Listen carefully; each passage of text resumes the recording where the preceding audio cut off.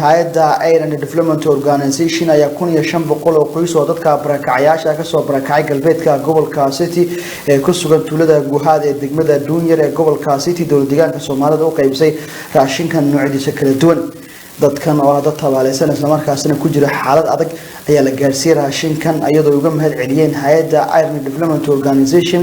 ee shacabkaas oo sheegay inay ku soo beegantay deeqdan si xilli muhiim ah oo loo baahnaa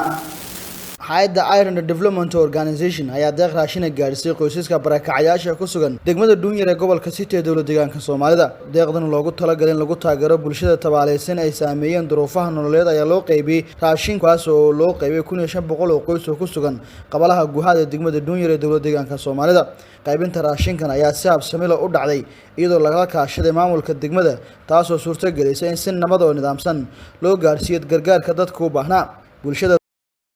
tabaalaysan ee ku jira xaaladaha adag ee loo qaybiyay raashinka ayaan uga mahad celiyay gargaarka hay'adda oo keentay iyadoo hay'adda Ireland Development Organization